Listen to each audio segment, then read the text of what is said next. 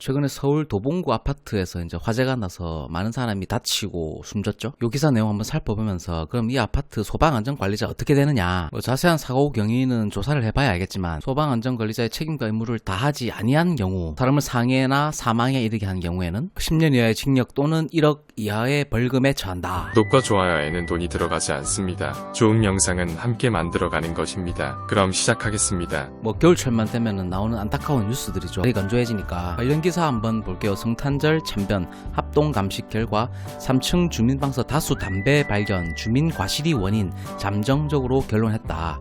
올 들어 관련 인명피해 153명, 재산 피해 규모 256억 원에 달해. 여기서 주목해봐야 될 단어가 이제 주민 과실이 원인이라고 밝혀졌죠. 이 그래프 한번 살펴보시면 발화 요인별 화재 사고 건수와 부주의 화재 사고 유형에 대해서 통계를 낸 게 있네요. 매일경제에서 가져왔습니다. 발화 요인별로는 가장 많은 게 부주의죠. 이번 사고도 부주의로 보여집니다. 담배꽁초 취급에 대한 부주의죠. 그리고 전기적 요인, 기계적 요인, 미상, 교통사고, 가스 노출 등 이렇게 퍼센티지가 나와 있고요. 부주의에서도 가장 많은 부분 차지하는 게 이 담배꽁초, 그리고 음식물 조리 중 불시, 불꽃 방치, 쓰레기 소각, 기기 사용 설치 부주의 이렇게 나와 있습니다. 자, 그럼 기사 한번 볼게요. 성탄절인 지난 25일 새벽 서울 도봉구 아파트에서 발생한 화재 현상을 감식한 경찰이 발화 지점에서 담배꽁초를 다수 발견했다고 27일 밝혔다.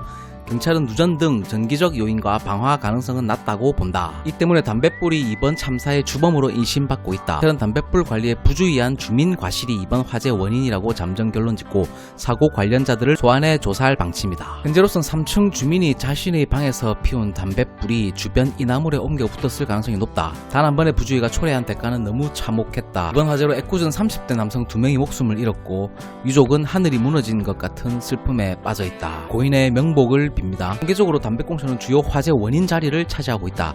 피해 규모도 급격히 불어나고 있는 것으로 나타낸다. 소방청에 따르면 올 들어 발생한 크고 작은 화재 사고는 총 38,244건에 이른다. 이 중 부주의로 인한 화재 건수는 올해 무려 17,903건에 달했다. 부주의로 인한 화재 사고 원인 중 1위는 32%를 차지한 담배꽁초다. 뒤를 이어 음식물 조리 과정 화재, 불시 방치, 쓰레기 소각, 기기 사용, 설치 부주의, 기타 순이었다. 부주의로 인한 화재 사고로 올해만 62명이 죽고 859명이 다쳤으며 총 1,054억 9천만 원의 재산 피해가 났다. 특히 이번 달에만 담배꽁초 때문에 전국적으로 281건의 화재 사고가 났다.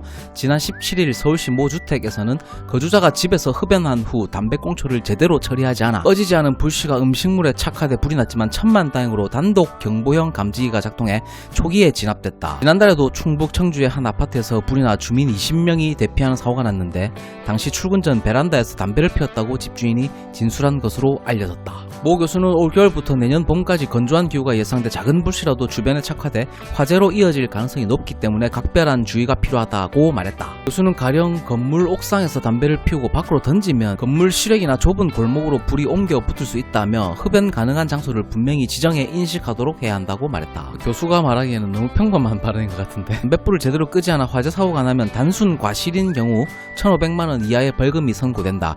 결과 발생을 예견할 수 있었음에도 부주의로 막지 못한 경우라면 최대 3년 이하의 금고형에 처해질 수도 있다. 자, 그러면 우리가 여기서 봐야 될 것들은 무엇인가? 이 소방 실무자들이 알아야 될 내용들을 좀 짚어봐야 되는 거죠. 지금 보여드리는 파일은 이제 소방안전관리 업무 편람입니다. 요약본, 용어 정리, 관계인의 의무사항, 소방안전관리자 선임 절차, 소방안전관리자의 업무사항, 업무별 세부사항, 그리고 벌금, 과태료 이렇게 정리가 되어 있는데요. 근데 이 파일은 이제 제 네이버 카페 철학대학교 부동산학과에 파일을 무료로 올려놓겠습니다. 필요하신 분들은 다운로드 받아 가시길 바랍니다. 시간 관계상 제가 이 모든 내용들을 다 짚어드리기는 좀 한계가 있고요. 이 부분 좀 알려드려야 될 것 같아요. 위반 사항에 따른 위반 조항과 적용 조항, 그에 따른 처벌 내용을 좀 봐야 되는 거죠. 소방시설 폐쇄 또는 차단 행위를 한 경우 수신기 잡는 행위 그런 것들을 말하는 거죠. 잡는 것 자체만으로도 소방시설법 위반이죠. 5년 이하의 징역과 5천만 원 이하의 벌금이 처해진다. 이런 행위를 해서 사람을 상해 또는 사망에 이르게 한 경우에는 역시 소방시설법 56조 2항 7년 또는 10년 이하의 징역 또는 1억 원 이하의 벌금에 처해진다. 이게 무슨 의미냐? 소방안전관리자로 일을 하고 선임을 하게 되면 다른 책임과 의무가 따르죠.